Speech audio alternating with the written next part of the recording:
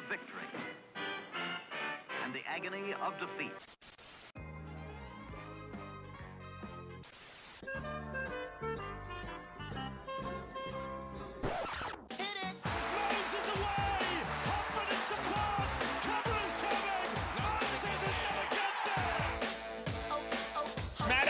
Great ball around the corner, Penasini. He beats them all. Junior Polar out wide, bumped away from Trindle. Sharks coming through. None of them can hold this. Good evening, ladies and gentlemen. Welcome to another episode of the Tip Sheet Podcast. I'm by myself today, so I'll be your host, the solo host. As always, John, also known as 4020, here to talk about all things Parramatta on, well, it's usually Teamless Tuesday, but it is the final bye before we start the rounds one in earnest, although the Vegas teams will be in action this weekend. So no big fella right now. He's attending the Parramatta Eels Club annual general meeting, and I expect to have some shareable results of that very soon on account of those 4 special resolutions on top of the board elections as well. But we'll wait until we get some official correspondence in that regard. Until then, let's do our usual preamble, including all the plugs and sponsor shout-outs. If you are listening to this podcast on YouTube, Spotify, iTunes, any of our platforms that are on, SoundCloud and everything else, be sure to give us a like, a subscribe, a 5-star review if you can. I mean, if we deserve it, that as well too. And of course, we have a Patreon you can sponsor or help sponsor us with on the website as well. And then, of course, the tip sheet and also TCT in general, brought to you by both Parramatta Leagues Club, who have that AGM on right now, and Star Partners Real Estate Auburn and Parramatta. And we send plenty of love to both our sponsors there. And with that mouthful done, hello to everyone that's tuning in live on this Tuesday night. Another balmy Tuesday day in, was it still February, right? Yeah, it is, the 24th. There we go. Shout outs there. Who got chat there? Paul was there with me at the start. I've seen Warren there as well.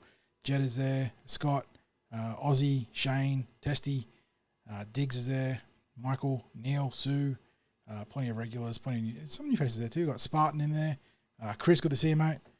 Joel, good to see you too. Look, we're going to talk about Isaiah Iongi. Don't worry about that. There's a lot to talk about there. It's been a bit of a rough week for the Parramatta Eels. Only 2 days in to the working week, and we've got bad news on 2 fronts. We'll get to that, of course, very, very shortly.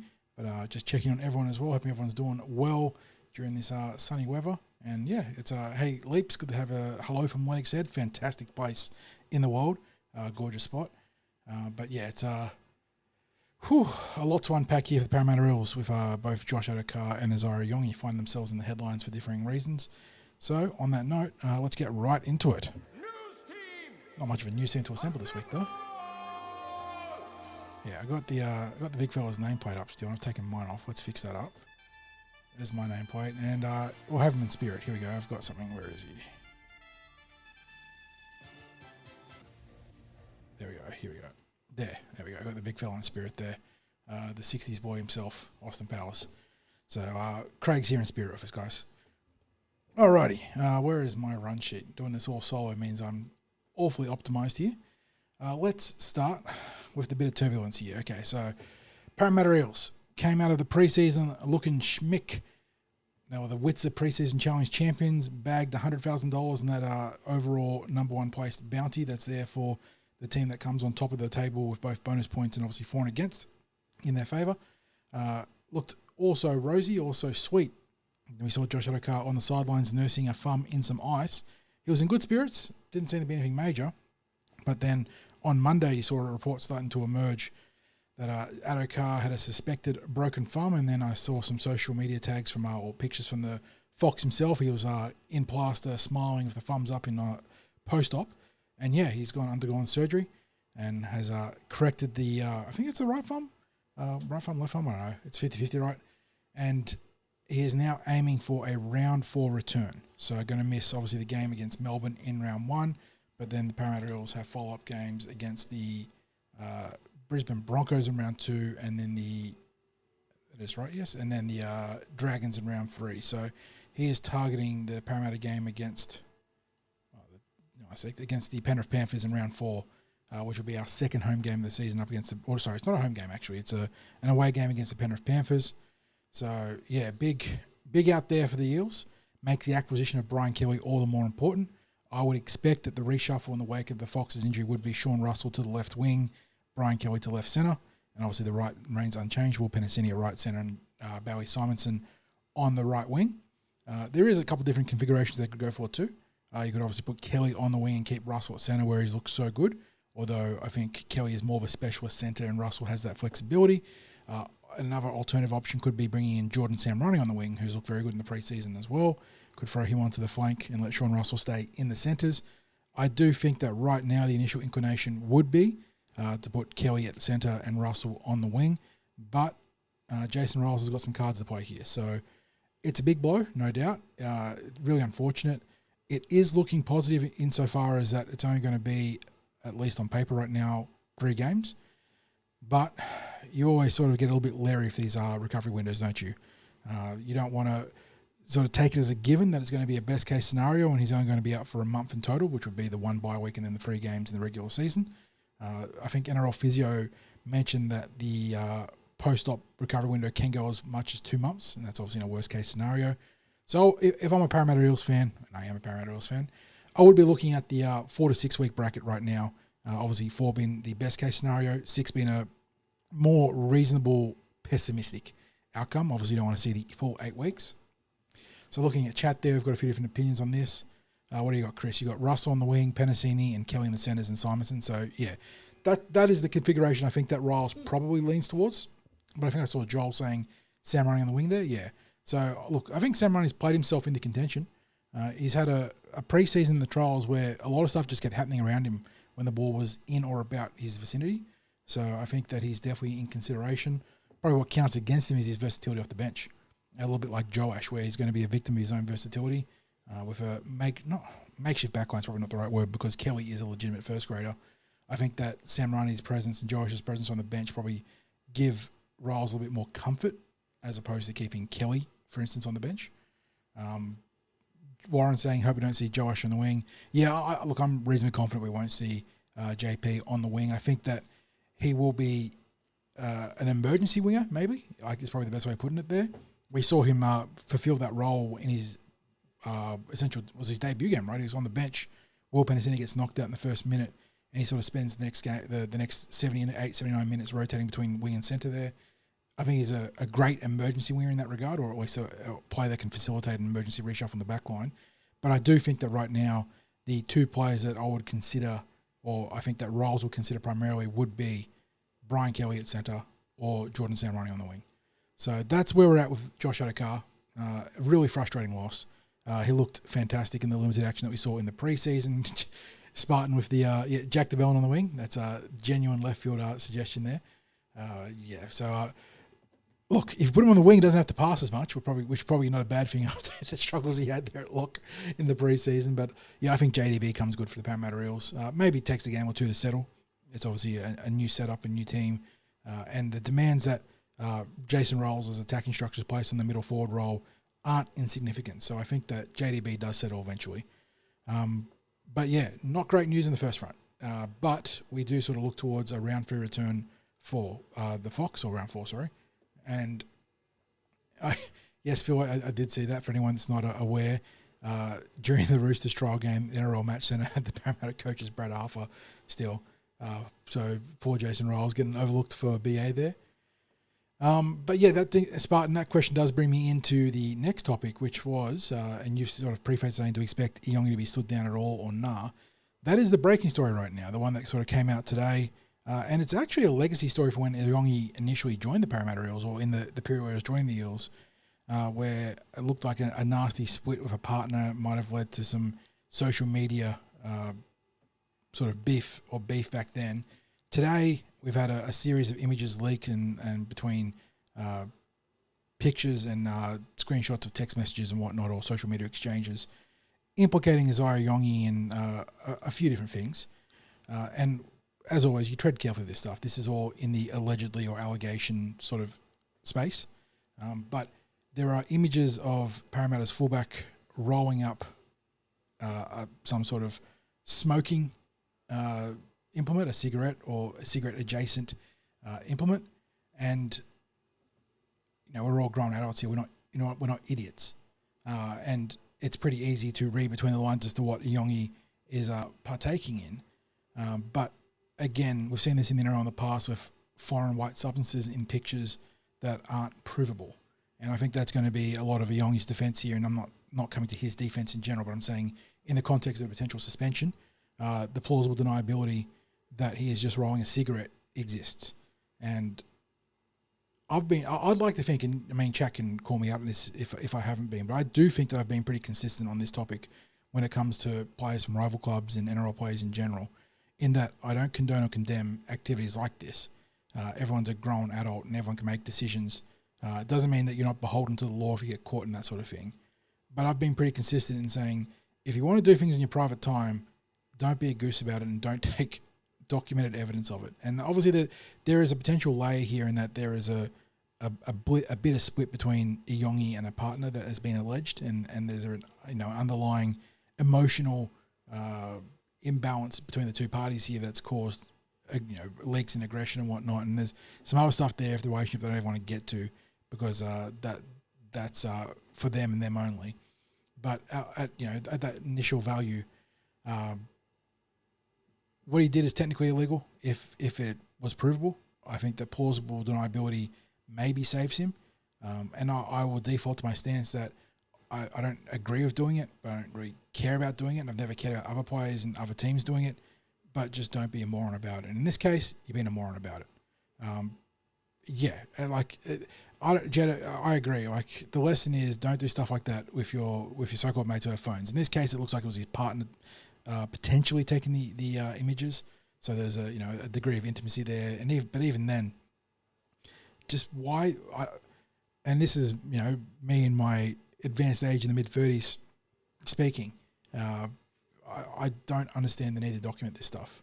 I just don't. It really boggles the mind that it's not just Isaiah Iongi, but there's the Roosters players that were involved in the live stream, the golf players or players in that golf trip, the Melbourne players and the various issues they've had with the hotel room going back then. The incessant need to document you doing stupid shit is just go have a good time with your boys or your girls in this case, or your girl in this case, and don't take pictures, don't take video. So the question is, and like you can talk about moral grandstanding if you want, and whether you agree with him theoretically smoking an illicit substance or whatnot. If you have an issue with it, I don't blame you. It's not. That's one of those things that's on a person-by-person basis. But the question is now will he face some sort of sanction by the NRL? We're in an interesting period where there's actually been an NRL integrity unit sort of revamp, and there's a new, I think, was there some sort of person involved in the Supreme Court at some stage now involved for the NRL. So we're sort of in uncharted territory of what the potential charges could be. The club's put out a very neutral, I don't know, members got the email. It was literally like 2 sentences saying, the working with the NRL and the player involved, and no further comment. Will he be subject to some sort of suspension, or will it be a fine, or will it be a slap on the wrist? I would argue, based on exposed precedent that we've seen in the past, that the plausible deniability aspect of him should be able to see him be slapped on the wrist. There is a little bit of political nuance here because the Eels are engaged in litigation against Zach Lomax, and the NRL and Melbourne Storm have been, not that Melbourne's involved in the Yongi stuff, but I'm just saying that there is a subtext here that maybe the Eels get a more heavy punishment because of the other stuff that's happening. Again, I'm not going to suggest anything there, but there would be a concern from a Parramatta basis that maybe that could happen. I think he probably shouldn't be punished. I think, again, plausible deniability means that he was rolling a cigarette, not anything else. The other stuff between he and his partner, that I think needs to be dealt with via counselling and whatnot, and some other factors there. I don't want to get too far into that. But yeah, internally, I think he'll face some pretty serious, dressings down about how you conduct yourself, how you, again, why you're documenting these things. He's a young man that's done some stupid stuff. Let's be honest there. Just trying to think what else my thoughts were on the matter when I was sort of composing this in my head. I wouldn't expect a long-term ban, but then again, the Eels sat down Dylan Brown for 7 weeks after the dumb night he had on the dance floor at a pub, or it was a pub, wasn't it, at a club, on the north in the Northern Shore, wherever it was. So maybe the Eels take a pretty heavy hand in terms of internal sanctions. In terms of the drug tests, I saw a question, was it Paul maybe that was asking about that? So there are two tiers of drug testing in the NRL. One is the internal drug testing, where the RLPA has worked out a very explicit set of rules or a paradigm with the players and the NRL itself. In internal drug tests almost never yield a result. They're sort of designed that way to be very player friendly. There are internal sanctions that can be taken after multiple failed drug tests, but you never hear about the failed drug tests almost ever. The one that you got to watch out for is Sports Integrity Australia, which is formerly WADA Sashasada. It's the same organisation but under the SIA badge. That's the one that got Michael Jennings back in 2021, was it 2020? On game day against South Sydney in the finals. They're the ones that have the really powerful mandates to test and ban players. They're the ones that, if you're a professional code, you essentially sign up or operate under, and you operate under their charter, and if you get caught on a SIA test, you face far worse ramifications. So yeah, I'm not sure what the status will be of drug testing and whether he'll face immediate drug testing. Oftentimes you will see players drug tested rapidly after these sort of allegations come out. I don't know if Sports Integrity Australia will be the ones to do it, or if there'll be an internal testing. That's going to be something that will be very clear very soon. So yeah, and in terms of the allegations on the drug use, I think I'm just trying to recall, because there is official, not scripture, but literature on this. I believe of weed or marijuana, it lasts in your system roughly 48 hours in terms of like blood testing and saliva testing, but the hair follicles is where it can last for longer. So I imagine that there could be follicle testing if he has it in his system. But the other thing that I think people sort of put together is that the timeline of these incidents maybe, and again, this is all maybes and hypotheticals and allegedly, maybe stretches back to 2024 during the transitional period at his end of the time the Panthers joining the Parramatta Eels. And like that's not a dig culturally at either club, either side. But I think that maybe, I don't know if it's a mitigating factor for a potential punishment. But yeah, there's maybe a timeline that goes back a year and a bit there. So yeah, Jamie, I think hair is about 30 days. You're right, which is why not just in the NRL, but in a lot of codes, you see if a player gets, in the NFL and whatnot, marijuana allegation, they come back clean shaven. I think Mitchell Pearce did it after his Australia Day bender way back it was back then. So yeah, look, this is going to progress. The Eels are aware of the issue. Yongi is going to be now drawn into investigations both internally and with the NRL Integrity Unit, and I'm sure the media is going to be all over this. They love a good drama, and this is fodder for them to pump out plenty of material. Just trying to think, what do we got here in chat now? Look, and unfortunately, I think regardless of the time, whether it was at Penrith or at Parramatta, his current employers are the Eels. They're the ones that are going to bear any potential punishment. So that's just a ugly part of the game. I think it happened with Nathan Peats as well, didn't it? When he was a South Sydney Rabbitoh, there was some incident at a wedding where I don't know if he was particularly at fault, but he ended up wearing a suspension from his time at South Sydney as a Parramatta Eel. So unfortunately, there's precedent here for the Parramatta Eels to get ballsed up by another club's, or not the club's issue, but a player's issue at another club in their time there. So yeah, you throw in the Foxx injury and then the Yongi uncertainty now, and it's not an ideal preparation in the week off ahead of round one. At least in both capacities, you've got Brian Kelly or Jordan Samrani to replace the Foxx, and you've got obviously Joash Papali'i who can do if required, come in and do a great job at fullback to replace Isaiah Iongi. We're obviously hopeful that Yongi doesn't get suspended, but I think regardless of whether he gets suspended or not, there's going to be some internal sanctions one way or the other. I think just to help the young man grow up and pull his head in a bit there. But we wait and see. We have to wait and see, and I'm not sure how extradited or accelerated this process will be. Because of the NRL's got a lot of assets also invested in Vegas this week too, so I don't know if that's going to play a factor there. But it is a concern. And right now there will be some speculation about Yongi's availability for round 1. Yeah, look, Warren, I think there's a lot of stress fans sort of buying into that, but I think it's just I wouldn't go so far as to suggest the conspiracy reaches that deep. I think there's a disgruntled ex-partner, allegedly, that is just timing it herself, if it is her, at a pretty important juncture in the season to maximise exposure. Again, and this is allegedly, I'm not accusing anyone of doing anything untoward in terms of leaking. If there is anything untoward in terms of leaking stuff, that will be dealt with in the courts themselves.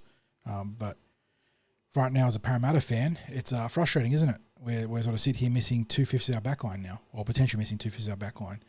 So we move on. And Phil, I think that is sorry, as my phone pops off because we'll talk about that later. I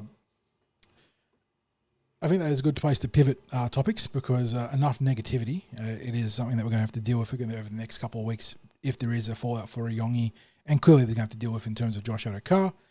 Let's talk about the other news that happened, and this is also kind of NRL adjacent news because the New Zealand Warriors have announced that they're going to give a compassionate release to Representative Prop Mitchell Barnett at the end of this season. Barnett is recovering from an anterior cruciate ligament injury that he sustained mid-year last year, and was having essentially the form year of his career. He was outstanding in the middle, had fought his way into the Origin arena to represent New South Wales, had been fantastic. Why do I bring up Mitch Barnett? Because the Daily Telegraph or the News Limited press, I believe, have linked 2 clubs to the prop forward's potential signature, one being the Brisbane Broncos to replace Payne Haas, and one being the Parramatta Eels. So naturally, being linked to a high-profile player, it's something worth talking about on the Tip Sheet podcast. And I was having some private conversations about this with some of my other footy mates, and I was sort of in the mold of I rate Mitch Barnett, but he is 32 in April, I think it is, coming off the ACL. ACLs aren't the be-all, end-all injuries that they once were, so I'm not ultra concerned about that. But I think, by the time you get him, he's going to be 33. Not to say you can't have a senior hard-headed forward, but I think that if you're going to go recruit Mitch Barnett, it maybe makes your decisions on some other players like Jack de Belin and his club option in 2027, and maybe even Junior Barlow. It might force your hand in those 2 areas. So keen to hear Chat's thoughts on this, because I wonder what sort of market he's going to get. Yeah, he's 31 turning 32, Paul. So by the time he gets here, if he gets here in 27, he'd be turning 33 in April of that year. At least that was how I read it. Let me just double check this, make sure I'm not telling fibs to Chat. Mitchell Barnett is 31 on the presently, and then 15th April birthday. So yeah, he's turning 32 in a bit under 2 months.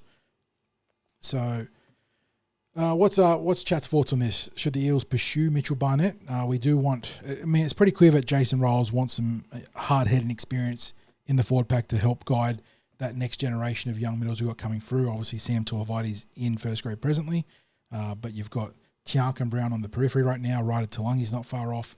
There's a host of other young middles coming through, and like Jackson Coyner, Steve Nunn. You got Mason Ong in that same class as well. So plenty of young bulls in the mix there. Having some experience is never bad to guide them, but is Barnett the right guy? So what have we got in Chat here? Paul says no, too old. Diggs agrees he'll be too old. JJ says I don't think he'll come to the Eels either.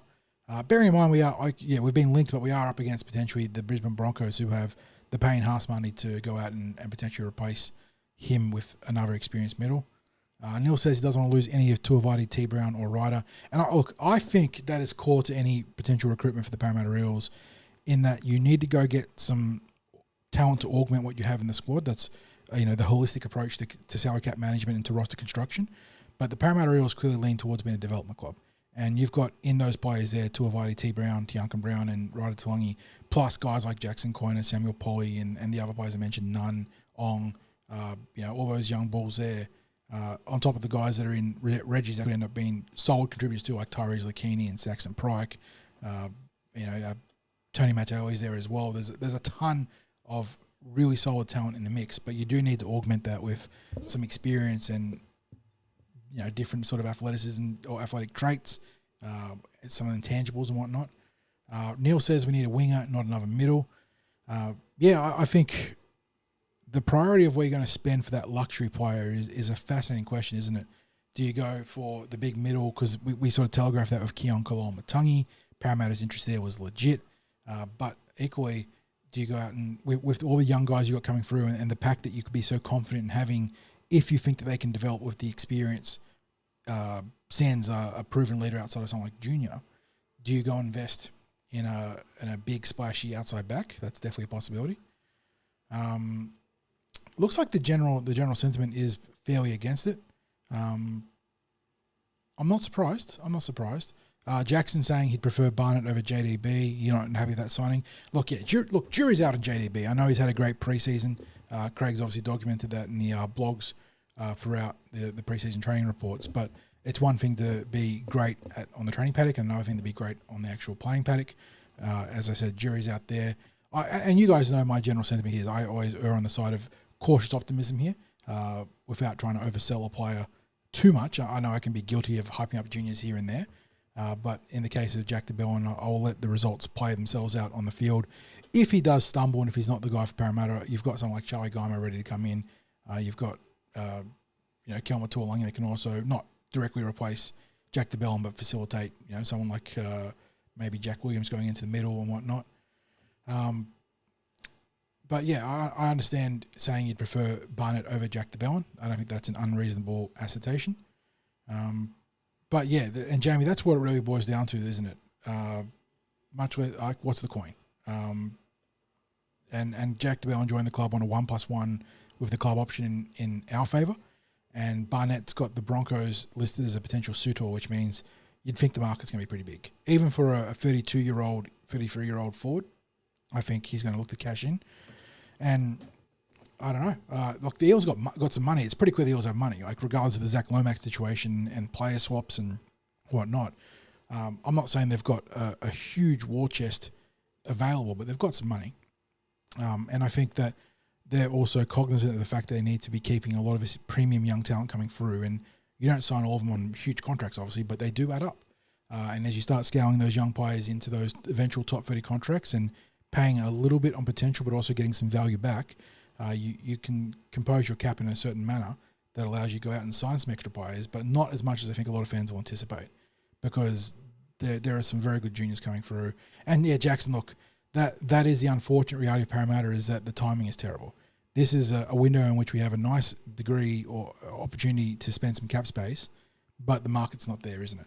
And I think that this is where you look to O'Neill and to the rest of his staff there to try and find, and they've done this in the past, obviously Dylan Walker and Talon De Silva last year, to find the mid-season signings.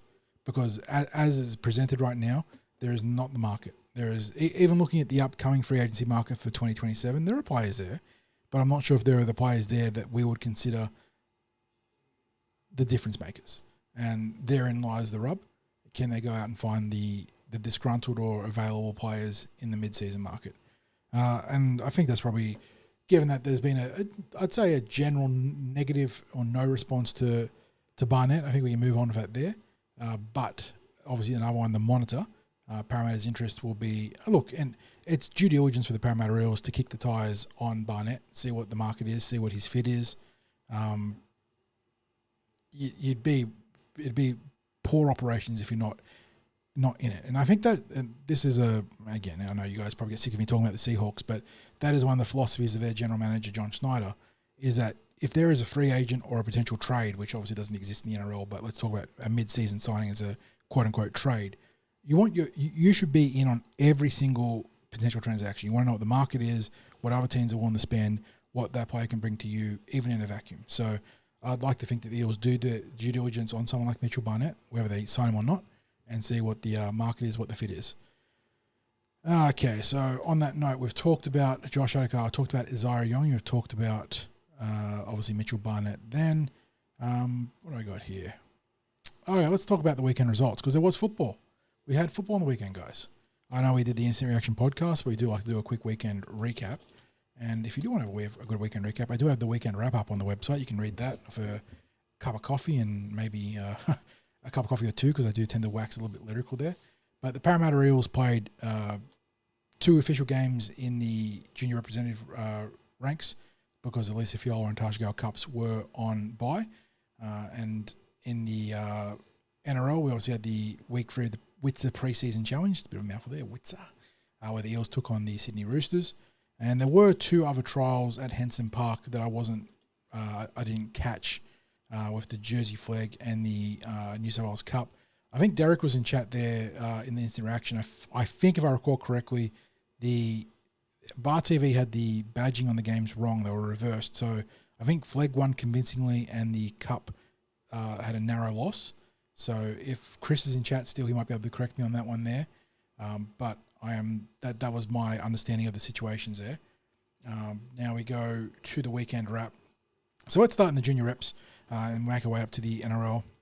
I don't know if you guys have had a chance to catch the highlights on New South Wales Rugby League with the Harold Matts and the SG Ball, but the Eels were winners in both grades, and obviously Eels won in the Gosford game against the Sydney Roosters. So let's start at the Harold Matts level, where the Parramatta Eels, coming into this game on 2 wins, took on the Balmain Tigers, and they came out victorious 22-6, managed to win by 5 tries to 1, what am I saying? I was about to say 5 tries to 2, which is crazy, because there's only 6 points scored for the Tigers. And, really good game here from Parramatta Eels. They had a big reshuffle ahead of kickoff. I don't know if it was meant to be this way the entire week, but on the team that was announced on Tuesday and the team that took to the field on Saturday was a massively different team, completely different backline, some changes in the pack as well. The big one there was the promotion of Danny Abu-Hamid at 5'8", who was working on the left edge and had a great game, multiple try assists down that side, setting up a double for William Mimia Epe, as well as Tyler Lama, so the winger in the centre scoring 3 tries there. Hayden Bell was outstanding at lock forward. He has been all season. Was one of our players to watch in the grade coming into the year, and he is not disappointed.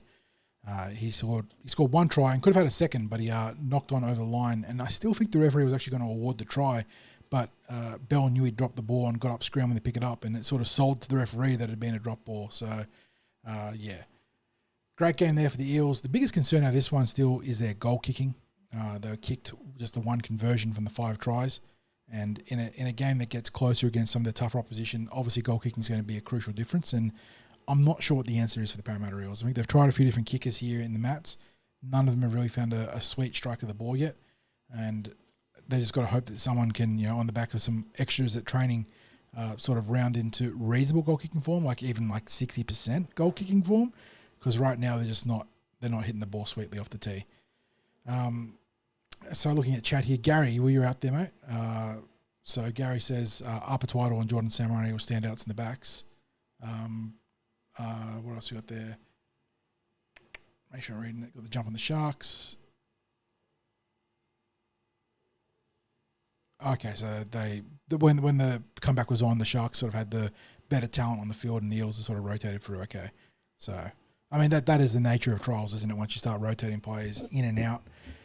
But yeah, in the Harold Matts, the Eels won 22-6, takes us to the SG Ball, where the Eels end up thumping the Tigers 54-12. And if you have a chance to watch this team, ladies and gents, I do strongly recommend making some time, not necessarily live to watch the game, but if you do have the opportunity to watch the replays, try and watch this team. This is a very good team. And the Eels in this game slept walk through the first 20 minutes of the game. They were down 12-6, and the only reason they were on the board was because Lorima Rokasuka made a great individual play, 80-metre thereabouts intercept play against the run of play to save the potential score down his edge, and maybe the score blowing out to 16 or 18-0. And instead the Eels trail 6-12, and then they woke up. And when they woke up, they roared to life, and in the blink of an eye, it went from 6-12 down to 30-12 at halftime. It was just one-sided. Chris Petrus was injected into the game, his first game of the season. I think he had an ankle injury, and he was an absolute difference maker. Terrorised the Tigers down their right edge, Parramatta's left edge, but also did a lot of great work coming back through the ruck. Some devastating offloads, set up a long-range try for Riley Davis, and also put... was it also... I think it was Riley on both occasions. Put Riley over twice in the end of the second half with his fantastic offloading. And yeah, Warren is right. SG Ball still not full strength. Yeah, missing 3 core middles in this game. Ryder Talangi, concussion. Stephen Nunn, I think it's a hammy. I saw a message in chat at the end of last week saying that he thought it was a hamstring, saw him hobbling off.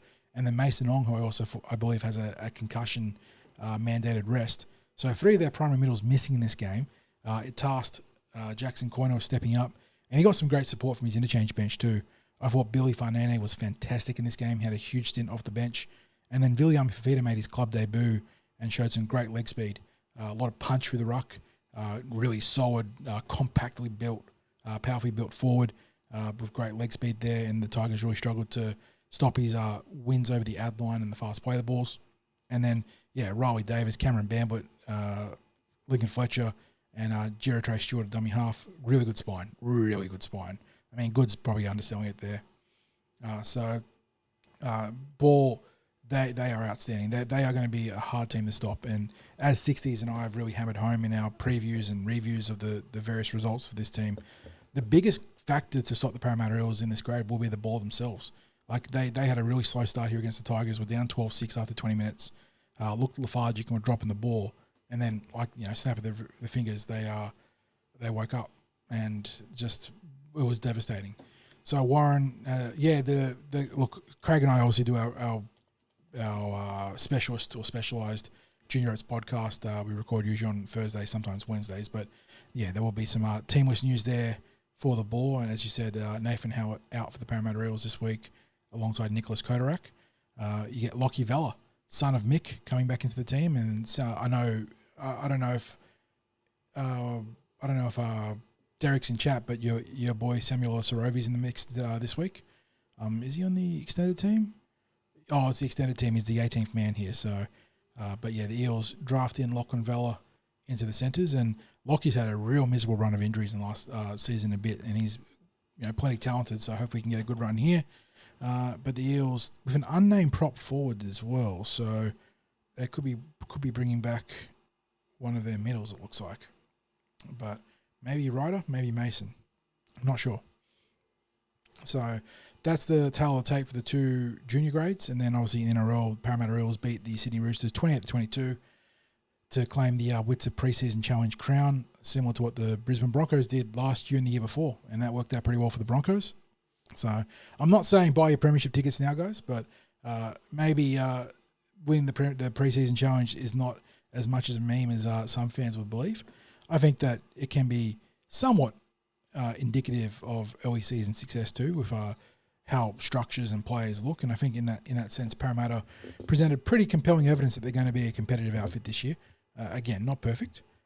Sam Walker had some great success attacking the Eels on both sides of the ruck late in the first half. Matt Doorey and Gideon Katonga in the first instance not working together as a battery very well defensively. Gideon shot out too far to the left, and then Matt Doorey trailed too much inside and just made the decision for Walker to run and made it an easy decision.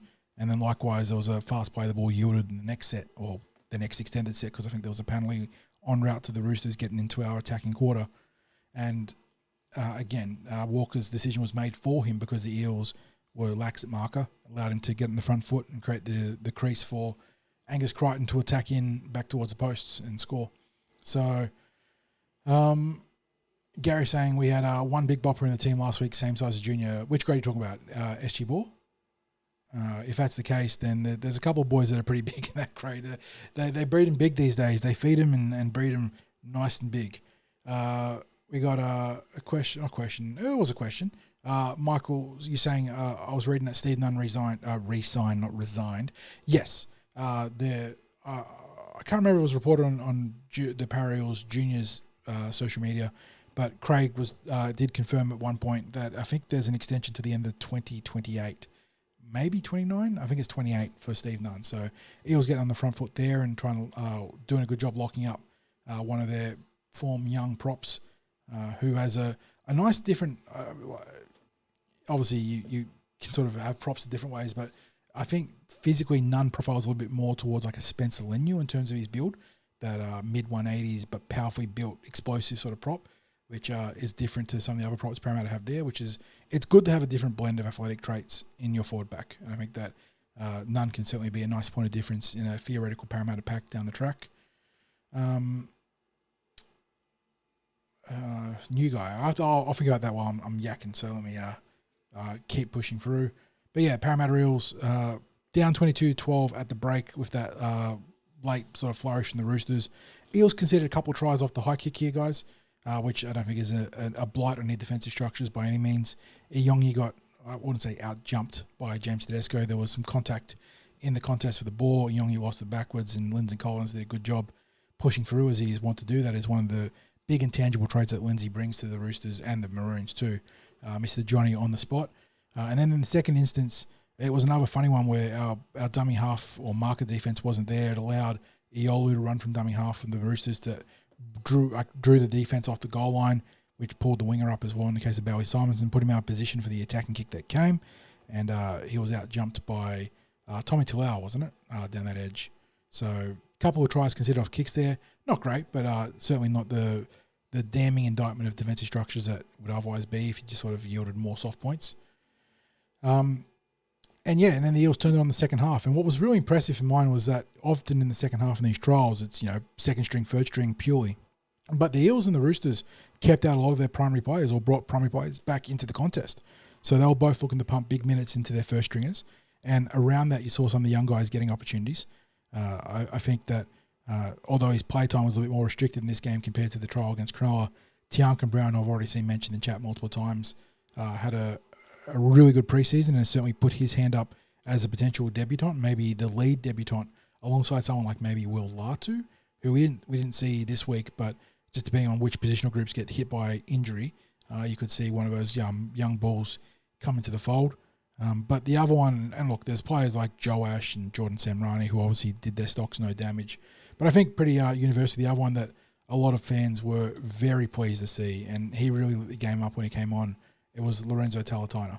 And he had the 26 on his back in this game, but as I said in my weekend wrap, there's a fair chance that he strikes the 2 off the back of that jersey coming into next year, and maybe it's just the 6 on his back. Lorenzo, one of the league contenders to replace Jonah Pezzett in that transitional role that Jonah has for the Eels this year, being the sort of custodian of that number 6 jersey for 12 months before moving on to Brisbane. And Lorenzo came on, fantastic try assist to Jordan Samrani off a kick first time, then heavily involved in the lead-up for Jordan Samrani's second with a great run and pass to the back row that created the 2-pass sequence that led to Samrani going over in the corner for his second, and then could have had a third try assist if it was just millimetres in it or centimetres in it for Brian Kelly with another beautifully weighted grubber. So really great attacking flourish from Lorenzo.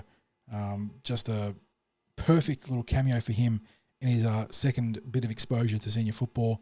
And he now, and what they do with Lorenzo is going to be really interesting, isn't it? Because obviously still flag eligible. He was the SG Ball, not just Parramatta's, but the overall SG Ball Player of the Year coming out of season 2025. Eligible for 2 years of Jersey flag, but he went all the way through to the grand final qualifier in the New South Wales Cup last year. And I fully expect him to probably partner Ronald Volkman in the halves in New South Wales Cup. And I would assume that maybe Arthur Twiddles at fullback, depending on Josh Papali's status in a given week, whether he's going to be drafted in the first grade and playing some minutes there, being ruled ineligible to play reserve grade. But I tell you what, there are some headaches coming down the road in terms of squad selection in New South Wales Cup, but good headaches, because you're going to have the likes of Lincoln Fletcher and Cameron Bambutt finish up the SG Ball at some point. They'll be flag eligible. But again, the Eels showed their hand last year where they were very aggressive in their development of young players. Ryder Talungi is another player playing SG Ball, would be playing SG Ball if it wasn't for the head knock. He played a ton of New South Wales Cup last year, so I'd expect him to make that jump the Cup pretty quickly coming into the early mid-season in that grade there. So a number of our young players going to cause some great headaches for selection. And yeah, I mean, like you said, Gary, Josh is another contender there to replace Pezzett too. He's not going to hand the jersey over to Lorenzo without a fight. So yeah, some great competition there for the Parramatta Eels. I mentioned Lincoln Fletcher. He's another young player that's in the mix as well. Yeah, Kit Kat looking great too. Yeah, that's a good shout out there, Warren. He had an explosive game against the Roosters in the trial. Great offload to Talon de Silva to set up the semi line break there, and he had his own line break as well.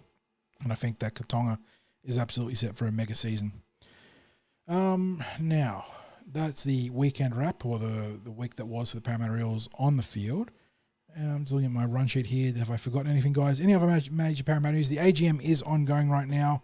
I'm just trying to look if I can share results here. I believe the initial indications are that the checking here that the initial indication now is that the 4 special resolutions have been defeated. I'm just looking to see if there is official confirmation. I don't have official confirmation on that, but the indication is that they have been defeated. So let me wait for an official response on that. But that was, of course, the Roy Spagnuolo aligned challenge to the constitutional changes for the PLC. Something that Sixties and I campaigned very strongly against. Like we said, we don't tell you guys how to vote on directors. We don't tell you guys how to vote in general resolutions. And that is your prerogative to vote however you want in that regard. But something, and more so Sixties than myself, but the work that he and fellow TCT founder Chris Losco did in the context of the constitutional reform to bring the Eels out of the dark age that were circa 2016 and all the things that happened before. He was obviously very passionate about that. So thank you to one and all. If this does stand, if this does hold, thank you to everyone that took the time to actually execute your constitutional right as a member of Parramatta Leagues Club and vote against the special resolutions. Unfortunately, this isn't the end of it. It never is the end of it.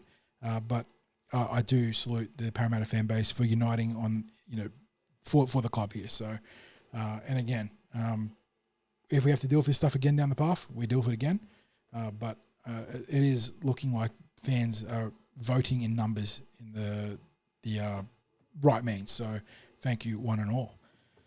But yeah, have I missed anything in terms of Para news, guys? Just want to make sure I move on to the NRL before wrapping up the Eels here. I'm just going to check breaking news if there's any Parramatta.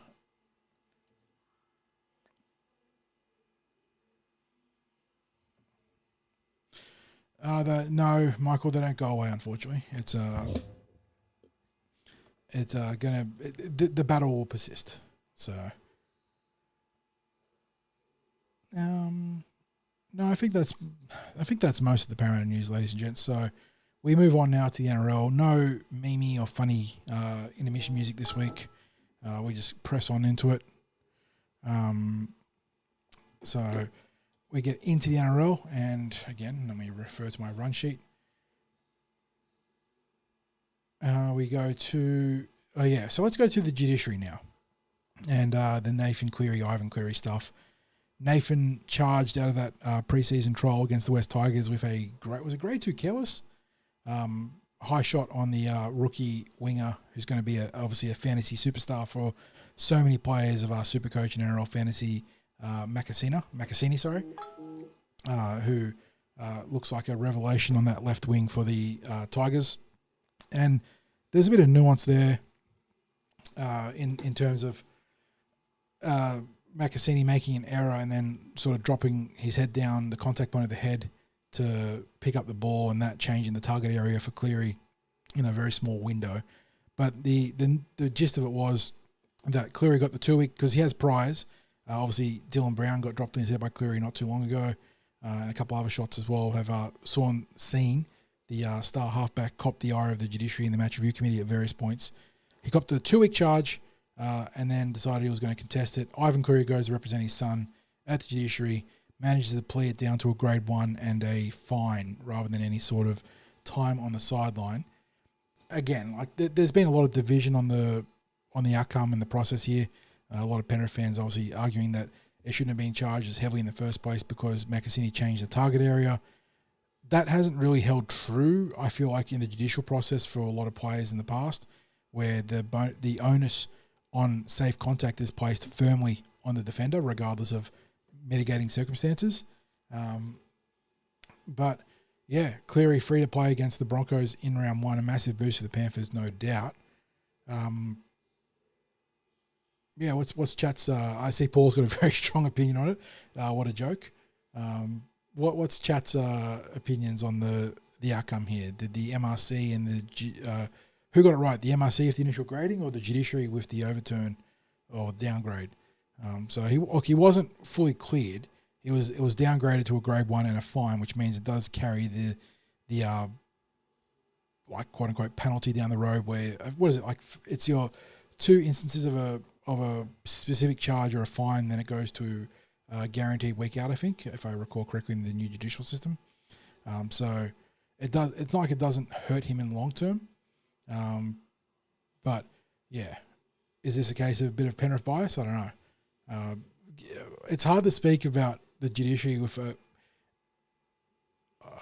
like a objective mindset as a Parramatta fan, because we have a lot of scars. So Carl's got an interesting point here. So grade 1 probably fair, wasn't much in it really. It would have been annoying if grade 2 was out by. And I think that's probably the metric in which you really look at these things, isn't it? The lens in which you should be analysing it, saying, who cares if it's a Penrith player? If this was a Parramatta player, would you have been upset if it was a grade 2? Was it fair if it was a grade 1? So Carl obviously feels that it probably should have been a grade 1. Neil's saying they're never going to let him miss round 1 versus the Ponies. Look, and that never officially plays a role in it, but we do know that there is some grounds for allowances in terms of these blockbuster matchups, because having a grand final qualifier rematch without Nathan Cleary does not help with the box office factor of the game, doesn't it? We got some Supercoach chat there. Neil Ross saying Macasini only 57% ownership in Supercoach. What are the other 40% of people doing? Well, he's got a round 1 buy, so I don't know if people are going to buy, like, just sit on someone for. What's the? I don't play Supercoach. I've got a bit of a small NRL fantasy league I'm in. What's the? And this is a weird pivot too in chat. I apologize, but what's the? What's it called? The time turnaround on value rises. Is there a week 1 to week 2 value rise? If you buy another rookie like Setu 2 and then sell him after a week, would you turn a profit then go to Macasini? Because that's the only thing I could think of. That or people just aren't paying attention. Because Macasini just seems like like one of the easiest slam dunk value pickups in either fantasy competition right now.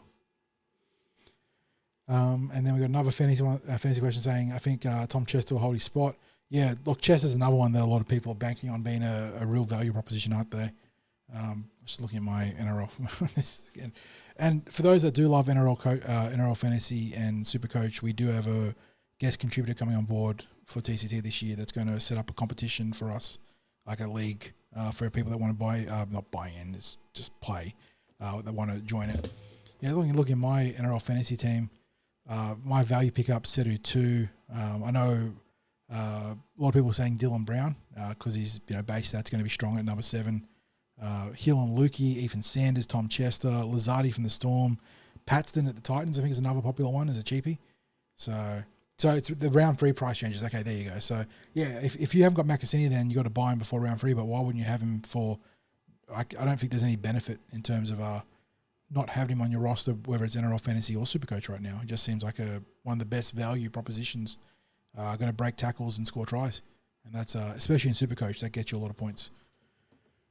Okay, yeah, Neil. So I think I've set up his credentials for TCT, so I'm hoping that the first stuff comes through. Yeah, I didn't have a say in it, Neil.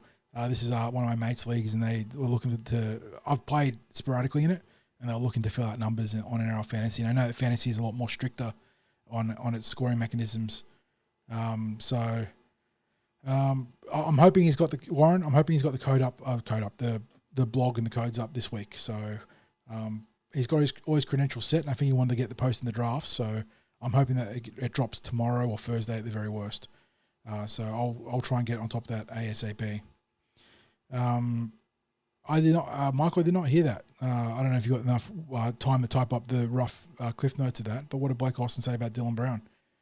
Always interested to hear what former players have to say on these sort of matters, especially someone like Austin that took the road less travel, didn't he? He went around and played for a few different teams and across in the Super League as well. So you type out what he said if you can, and I'll move on to the next talking point I had on the run sheet, which is not on my phone. It's on my computer. I don't know why I was trying to open my phone there. Wrong webpage. There we go. So we talked about the judiciary. There is non-Zach Lomax litigation news. I don't know if you guys caught this coming out of the last 24 hours, but Jackson Topinay, who'd been in a long-running court case against the Canterbury Bulldogs for, nearly 2 years now? He was alleging hazing because of a incident in which I think he arrived late at training and then was essentially set upon by the entire squad at the behest of the coach, again, allegedly, where he was made to wrestle like 20 players or something like that and then got punished in other means. So he took that to court. That has now been either dropped or settled, and I'm not sure what the exact terminology on the sequencing is here, but he has either settled or dropped the case of the Canterbury Bulldogs, but in the same breath picked up a contract with the South Sydney Rabbitohs. So he gets a second chance in the NRL, potentially. I think he's part of their, I don't know if it's their secondary list, I'm not sure if it's a top 30 contract or if he's just joining their cup squad with a chance to train and trial in the NRL. But he gets his foot back in the door for the NRL potentially there. And then speaking of signing news, the Perth Bears continue to tack on. Another solid pickup for them. Not a young player, but a player that does bring good premiership experience in Scott Sorensen, the Penrith Panthers back rower, who really ignited his career with the move to the Foot Mountains there, joining the Bears on, what was it? Was it a 2-year deal? Let me go check this. You'd think a man more organised would have the notes on the length of the contract there, but I am not that organised man. Now, do I have this here? It's billed as a multi-year deal, so it's expected to be a 2-year deal. There you go. So they get some premiership experience. Not a bad pickup for them. Again, this is all contingent on what they're paying, and there is that sort of premium or a tax that you pay as an expansion franchise. Certainly, we talked about Sean Russell, that the Bears are getting a very good player now, Sean, who looks to be upwards in his trajectory as a player, but still they're not getting the value that you would associate with a player like Sean Russell. Instead, they pay a 4-year deal with good money on a per-year basis. And Neil saying, didn't Austin almost sign Parramatta? I believe he did. I think he was very close after breaking out of Penrith. I think he came very close to inking a deal with the Parramatta Eels. So Michael's gotten back to me saying that Austin's comments were that Moses held him back and he played better without Moses. Well, that's why I'm always interested to hear former player opinions, Michael, because they're not always great. I'm not going to do a poll, but in chat, when Mitchell Moses was out, did you ever feel like Dylan Brown played better sans Mitchell Moses than he did with Mitchell Moses, being around in the team to help take control of all the organisational nitty-gritty things that Dylan struggled with and let Dylan play just what's in front of him? Like, did anyone really feel that? And I know a lot of us were hopeful that, Dylan could unlock or blossom into a more well-rounded player when Mitch was out. But did anyone really feel, and again, you guys know that I'm a massively pro Dylan, like that I still think that his football talents are outstanding, and the niche that he brings into a team as a running 5'8" and a very strong defensive half, if not clearly the best defensive half in the competition, stand on their own merits. But yeah, like as you guys are responding, like I don't think anyone really felt that Dylan stood up in the absence of Mitchell Moses at any point. I think there was a couple of games against like Canberra and the Gold Coast where I thought in various seasons where he might have had great games, but it was not the norm for Dylan to step up without Mitchell Moses. So, like I said, former player opinion is always interesting. And in this case, I don't know if Blake was fishing for the engagement, the provocative response. And who knows? Maybe Dylan does go to Newcastle and it becomes the making of him. But I am a little bit surprised at the angle of that comment there. So, I mean, ROH, you're not wrong. I think there were. Look, I think that's a little harsh. I think there have been games where he did win it for us, but certainly not with the regularity that we would have hoped for in his own merit, like without Mitchell Moses. So, it's interesting comments there from Blake Austin, and player podcasts and player comments never cease to entertain one way or the other. Sometimes you get some incredible insight. Sean Johnson's been outstanding in that measure, and that is something that I really hope that Foxx don't coach out of him as a broadcaster, is all the great insight that he's brought to the Foxx panels and the Foxx commentary. But yeah, for every Sean Johnson there is out there, there's some very colourful opinions elsewhere. And so, thanks for bringing that up there, Michael. That's a fun little tangent to our discussions. But yeah, Sorensen was the last one to talk about there. I think that is most of the NRL news. Obviously, there's the Vegas team, so I don't know if you guys really care about round 0 in Vegas, but we do have the 4 team lists announced there, with the Cowboys and Knights playing the first slot, 1:15 p.m. on Sunday, and the Bulldogs and Dragons playing in the second slot there at 3 o'clock, which, by the way, is quite late at Vegas because the F1 Grand Prix is there and it runs at midnight, and I think it runs around 4:30ish, I want to say, 4 o'clock. So they're playing pretty late into the night there. Just looking at those teams. Dylan Brown named at halfback for the Knights. They've got Ponga captain the team at fullback, no surprises, but Fletcher Sharp wins the 5'8" role opposite of Dill. That's you hope that the Knights don't have to fight for field position, don't you? Because they're going to struggle. I honestly wouldn't be surprised to see Callum Ponga doing a lot of kicking. He's probably got the best clearing boot out of all three players there. And it'll be almost Jared Hayne-esque era Eels, isn't it? Where you've got a couple of sort of pop gun boots or you had in the times in Robson and Mortimer, and had Hayne stepping up doing a lot of the clearing kicking. Trey Mooney gets a start there for fantasy owners there, talking about fantasy again. And I did see, I think Chris said something about a tipping comp. I'll run that by Sixties. I'll see if I can get that set up too. That's not a bad shout, Chris. Get that one set up there ASAP if that's the case. And if it does get set up before the weekend, we'll have a post on TCT, so watch out for that. Young gun Jermaine McEwen getting a start in the back row for the Knights, so he's making his progress through his career pretty rapidly. They're missing... Oh, Dylan Lucas is there too. No, they're not missing. Okay, I was wrong. Helam Lukey starting in the back row. Tom Chester in the centres. More fantasy relevant picks there. Tom Dearden captaining the Cowboys. No surprises. Reid Marnie.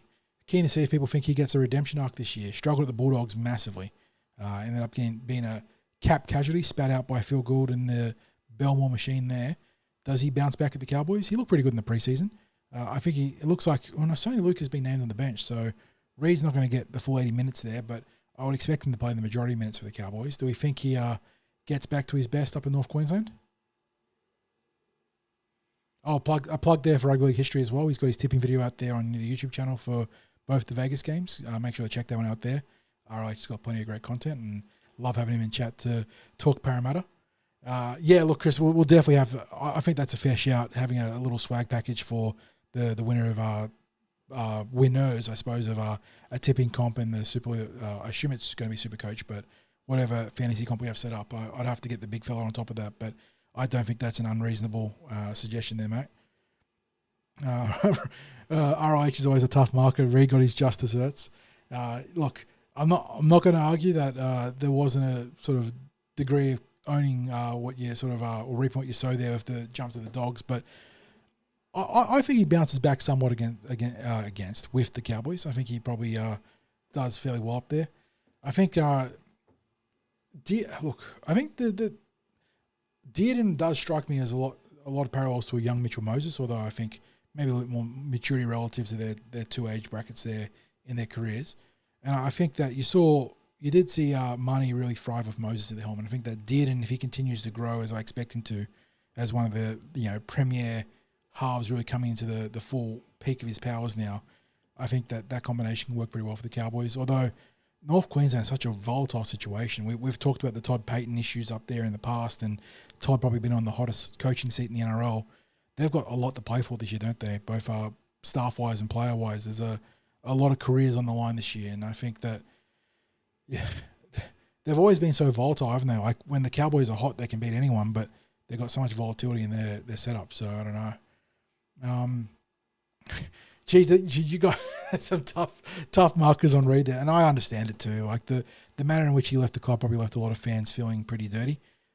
But now that he's not a dog, it doesn't feel as dirty, I guess. That's probably one way of putting it. That traditional rivalry there between Manly and the Dogs and us. Once a player departs them, it becomes a little bit more palatable. So, be interesting to see how he goes this year. Pardon for the pregnant pause while I drink. Usually there's Craig there to cover for me. So, yeah, that's those teams there too. I suppose in the meantime, while you're checking out Rugby League History's tips video, who we got in the first game, Knights or Cowboys? It is not that it means anything. It's a Newcastle home game, the game that they're seeding on the schedule here. I think based on trial form, it's got to be the Cowboys, right? And again, like you don't read too much in the trial form, but I think the Cowboys got the better players across the park. I think they've got the better spine players in the right positions here, in particular Dearden at halfback. And Drinkwater, while he does have his issues defensively, there's no doubt he's a dynamic attacking threat, and I think he can at least match a lot of the work that Ponga's going to put in the opposing custodial role there. Michael's got the Cowboys. Jamie's going Cows 13 plus. I don't think that's outrageous. Paul saying Cowboys. You got any Newcastle backers here? Someone that's going to go against the grain. Who's putting their joker on the round one on the Newcastle Knights? Surely no one. Yeah, Neil saying Cows by plenty. I think they are the firm favourites here. I'm not a betting man, but do we have a betting line here? Not yet. So okay, whatever. Then we go to the 3 o'clock game. You got the Dragons and the Bulldogs. It is a Canterbury home game, seeding again one of their advantages during the regular season for this Vegas game, which, by the way, is what the Parramatta Eels have allegedly done or put up their hands for next year.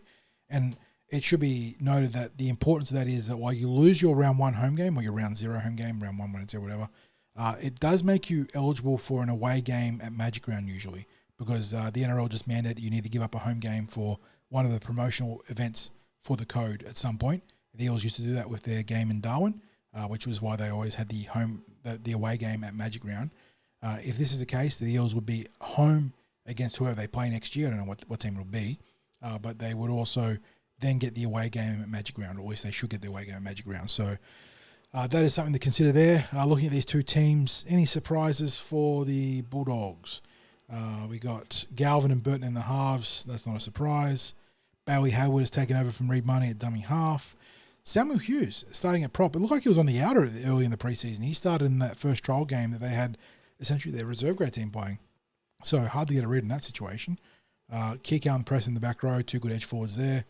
No real surprise there for the Dogs. I want to say off the top of the dome there, I mentioned Setu too. That's a big fantasy in there for people playing NRL Fantasy and Supercoach. One of the big cheapies there starting on the wing. Gufferson captaining the team at fullback. The Couchman brothers are playing, but Toby is starting. Another fantasy relevant pick there. Hamish Stewart lock forward. And then Dave Farley, another fantasy relevant player in the extended roster there. So probably not a player you're going to have in your team right now, but maybe to be picked up in a couple of weeks. And then I saw Jamie saying Dogs by 13 plus, but probably more like 30 plus. The Dragons are a very hard team to get a beat on, aren't they? They strike me as one of those teams that are going to be a real shitty opponent to play, but maybe not going to be a successful team. They've got some good young forwards. I do like the Couchman boys. I do like Hamish Stewart. And they obviously got Keon Kalamatangi joining them next year, which is going to be a big boost. But they just, they feel bottlenecked in the spine. Guffo's going to give you his all, but his all is starting to decline. Flanagan and Atkinson aren't exactly an expiring halves pairing, although it is an improvement on last year. Atkinson obviously getting the nod over Liking King Tonga. So it remains to be seen whether Atkinson and Liking King Tonga is a better pairing than Atkinson and Flanagan. But Flanagan obviously Kyle has a pretty big ace up his sleeve there, and his dad being the coach. So you got Knights. So Neil gives me the odds here. Knights 248, Cows 157. That reads about right. You can't blow those lines out too early on in the season if you do think that the one team is better. What did Sonic say? Oh, yeah, Sonic, I didn't bring that up. That was actually a joke I made to one of my mates, talking about everyone's going on about what he's rolling and the issue there with Isaiah Iongi, but the designer handbag's just sitting there next to it. That's just the lad culture of the footballers these days, isn't it? When you saw Taylor May went on the Matty John show last year, and he had the designer handbag strapped across like the real Eshe vibes, but it's like designer Eshe vibes. So, hey, that's the culture. That's what the boys are rocking these days, and we laugh at it, but it's obviously popular. But fair point raised there, mate. I tip my hat to you on that one. That's a very, very fair point. Good bit of trivia here from ROH. St. George hasn't come last since 1938. Some teams are just allergic to wooden spoon. Yeah, isn't it funny how some teams can have dreadful seasons but just never be spooners? Manly, the Warriors. Manly is impressive because obviously they're a sister club to Parramatta and they've never had the wooden spoon. This year might be a year as good as any, though. They've got a pretty mediocre roster, and I say that, watching that blow up in my face. The Warriors is a surprise too because they've had some dreadful years, and I guess they've just been outsucked by other teams in that time. But that is funny how some teams are allergic to the wooden spoon, and that's true of all sports too. There are some clubs in the NFL like Seattle. One of them, I think, Baltimore's another one. Never had the number 1 overall pick natively, so just doesn't happen sometimes. Yeah, Paul, I'm with you. I look at that Manly roster, and I do think that a hard year is in the works for them. I think that, and again, so much can change in football. Players can emerge. Other teams can have bad runs of injury and whatnot. But right now, Manly, I look at their trial form against South Sydney in particular in that last game, but in the week before too, and it's not compelling. And you look at that roster, Tommy T, obviously a phenomenal player when fit, but the when fit part is such a huge qualifier, and he hasn't been fit. Jake's slowing down. Ben's not a bad player, but he's a solid first grader, not a star. They've lost Daly Cherry Evans. They've got Fogarty coming in, who I think is a competent halfback, but you're losing your most tenured and experienced premiership-winning halfback and replacing with a guy that's fractionally younger but not anywhere near the same class. So, yeah, there are big concerns at Manly. And until, again, this is true of all clubs, but until proven with the wins on the board, you can sort of really, I think, circle them in that lower bracket. Yeah, I think that's, let me just do one last pass of the breaking news. It might be as good a place to wrap up as any, considering that there is no big fella to wax lyrical about whatever we're talking about. That is the present news. What about the breaking news? No, it looks like we're, there was a sort of little Zach Lomax addendum here. The Eels have managed to look like stall out the court proceedings until post round one at the very least, because the Melbourne Storm executives and management chose to go to Vegas and the Eels have not. So they've, of course, been the likes of Sarantinos and O'Neill and company. They chose or elected to stay in Parramatta so they could pursue ahead with the court proceedings, but with Melbourne not being available, with Matt Tripp and whatnot not being available, the Eels have made a point that these are core witnesses and core people they need to talk to in the court. So they, not an injunction, but an extension or whatever you want to call it. The court proceedings now being delayed beyond round one. So at the very least, while the Eels don't get a resolution on a potential player swap, the Melbourne Storm are not eligible to get Zach Lomax into their roster for round one. So yeah, look, that's I think a nice bit of legal manoeuvring from Arthur Moses there. But there's plenty to be played out in that court case still. And while I feel like, and I think that, we as fans pretty universally feel like the Eels conduct themselves and have got the high ground in terms of the morality here. Again, the courts are a very tricky place. And just because we contextually feel like we have the right here, like we've done the right thing by Zach Lomax, and we did, I agree that we did the right thing by him, it doesn't mean that it can't be ruled against us. So we do wait and see how that progresses. But that's another topic for another day, I think. So what did Neil say here? Some other podcasts being brought up there. Yes, the certain like podcasts that have biases or funny takes on stuff. It is always great to get them after a loss of a certain team or whatnot. I do agree there. Hello Sports being one of the operative ones there. So look, we've dealt with some bad losses here on the tip sheet. I feel like we've dealt with them pretty reasonably. I know, again, that Sixties and I tend to err on the side of being positive when it comes to Parramatta, but I do like to think that we put a realistic slant on it for the most part. But, yeah, there are some more sensational podcasts out there that have very look, it's probably better for the engagement, I'll say that have the over-the-top sensationalist responses. But that's that. You guys know how we conduct our business here, so we're always going to try and be fairly level-headed. Not to say that we can't get fired up or impassioned on a negative or a positive slant, but yeah, there's some big reactions at other podcasts for sure. So on that note, Jamie, I don't know. Why would you go to Vegas for knowing that could be a possibility? I agree. What I will say is that I do feel that it's a great move from the Eels in the court of public opinion, which doesn't carry any leverage in the court itself, but I feel like the Eels are very much winning the court of public opinion here. They're doing a lot of the right things here. And while it doesn't necessarily help you in the Zach Lomax outcome sweepstakes, it does help you, I think, position for negotiation for the NRL. Not so much the courts, but with the NRL. So, yeah. On that note, I am going to wrap things up here, ladies and gents. It has been an absolute blast having a chance to interact directly with you guys and just talk the footy. The big fella will be back for the Junior Reps preview podcast that we're going to put out later this week.